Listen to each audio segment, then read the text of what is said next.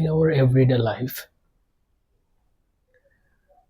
we observe two major events, two most common events, two of the most. One is life, and another one is death. We see it almost every day. Some child is taking birth, and some people are dying.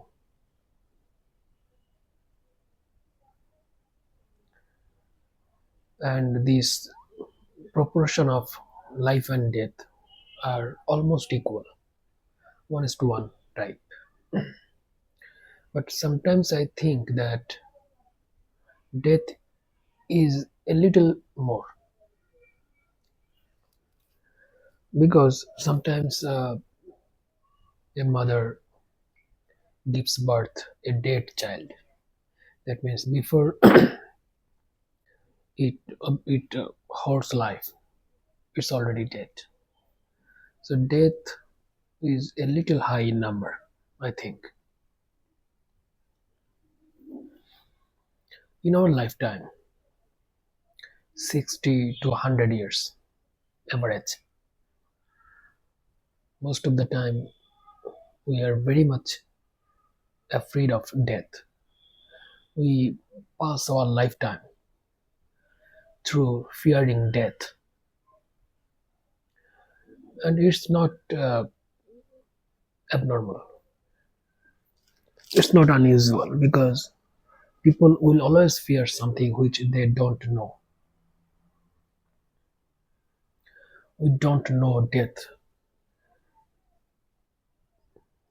We have some religious explanation, but we don't have any kind of direct experience because no one has ever come from death and tell us the stories about what happened to him, what he has experienced in the afterlife.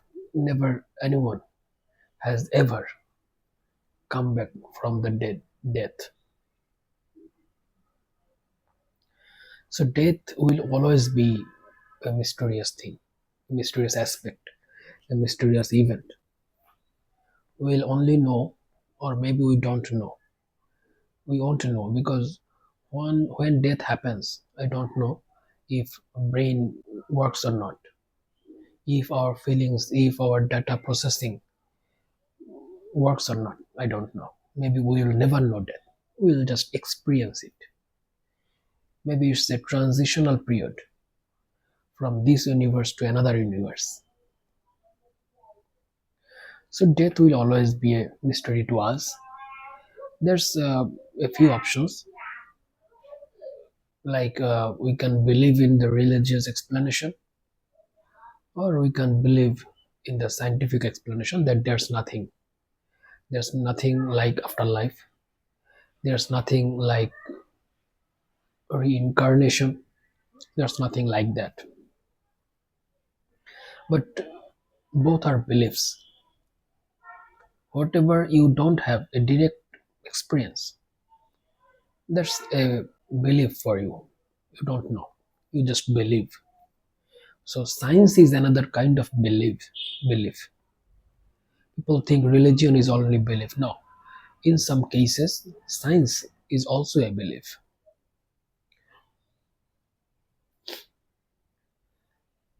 Death, there are millions of ways to die in our life, millions of ways or more than millions. You can die by a mosquito biting. It will give you dengue fever and you will die. You can die by a car crash. You can die from a disease, simple disease, fever, diarrhea, very simple disease. You may die. You may die in a very absurd way. You are walking in a very peaceful road. Some suddenly a brick has fallen from the rooftop and you are dead. It happens. It happened in Bangladesh a lot of times. Sometimes you die without any caution. Many people dies uh, in heart attack from heart attack, but they didn't even have a clue that they are going to have a heart attack today or tonight, but they are just dead. To whom can you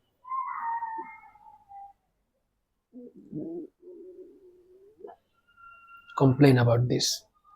There's no one to complain, nothing to complain. It's just a God's play, or if you are a non-believer, it's nature's will. So there are millions of ways of dying. So living, living is an art. Death is always with us. We think that death is waiting for us in the at the age of after 80 or at old age, but actually it's not. Death is with i- death is with you always. It's in your breath. It's in your heart. It's everywhere. It always encircling you. You think that it's not with you because of your energy, because of your thinking process, because of your passion, because of your anger, jealousy, and so many social dramas. You think death is not with you, but actually, death is always with you. But what is the uses of life and death? Both has its uses.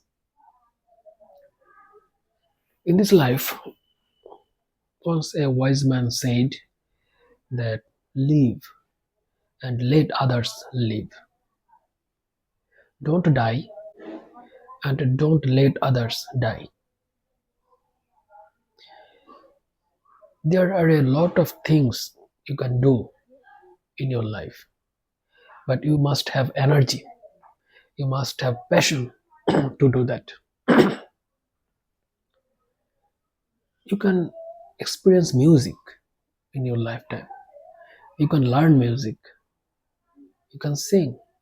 You may hear other people singing. It's a beautiful thing. And if you dive deep into music, you will see that one lifetime is not enough to experience the whole eternity of music. It's a vast ocean. It's an unending ocean, very widely spread. In this life, you can explore religion. If you are if you are interested about the life force, the source of life, you can enjoy God experience. You can explore Him. You can find out various beautiful things inside you. You become aged, you become old, and you gather wisdom. Wisdom is beautiful. Wisdom is like light. It drives away darkness. Then when the darkness is gone, you can see beautiful things in life. If you go away, if you are dead, you can't have this in this life. You can help other people, other life. Maybe it's human, maybe they are not human, animals, but still you can help them. If you are dead, you can't do that. So life has its uses, various form of uses, but death, what its uses? Usefulness of death. There are two ways of usefulness. One is personal, and another one is the rest of the living people. Sometimes death becomes a courageous event for other people.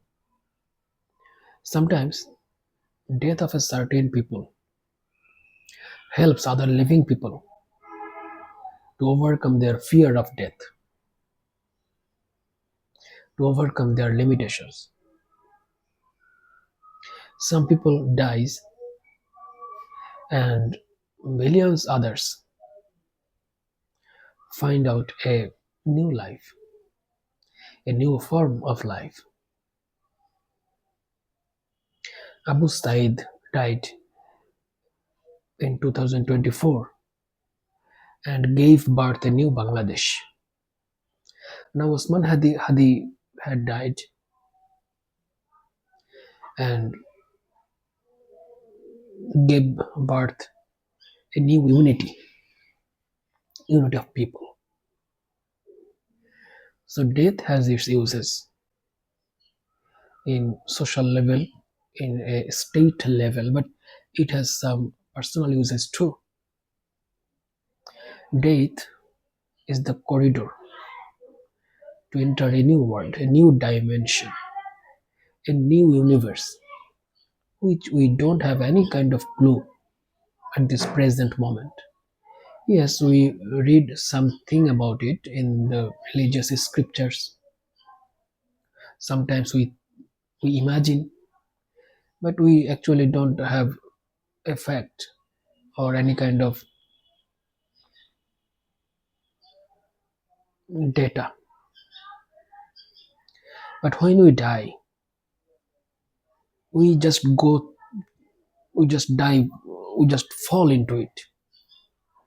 And I don't know what happens then. I have no direct experience, but I can tell that that universe is not the same as this universe. How can I tell this? Imagination, assumption. So life and death both has its uses. The only people who are in a lost project, who don't have any clue how to use life and how to use death for their own sake, for other people's sake. They don't have a clue. They never thought of that.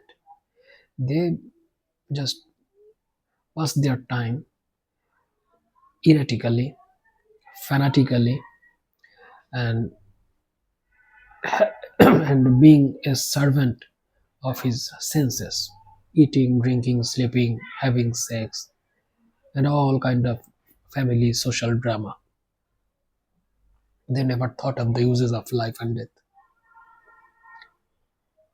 So if someone doesn't want to lose, doesn't want to lose in the business of life and death, from this very moment, he should think about what is going, what is he going to do the rest of his life.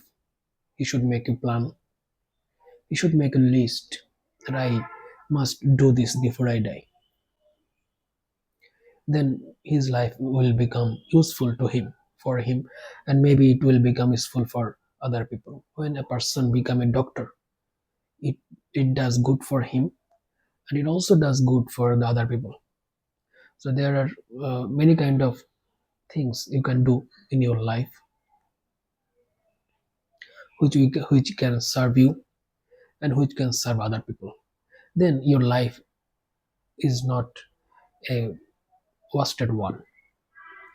Prophet Muhammad, he went to Hira cave for meditation or something, doing something, some other thing which we don't know actually. It was for his own good, but later he got something, a kind of wisdom, and that helped the whole humanity in various ways. Many people disagree with this. Some people think that this was wrong. This was the only reason which the world is in conflict now. People may think they have freedom to think, but religion, scriptures, it will always be a provocation to those for those who want to serve their sensual pleasure matters, because scriptures always teaches us not to serve this body. It always teaches us to go beyond the body, to seek beyond the physical form. It always tells us that I am not limited within this body. It's just a temporary situation. I must overcome it. So some people who are very much indulged in sensual pleasure, they will always find religion, scriptures, um, advices from the great people as a as something which is very much boring, agitating, or unnecessary. But people who thinks deeply will find this as a great gift.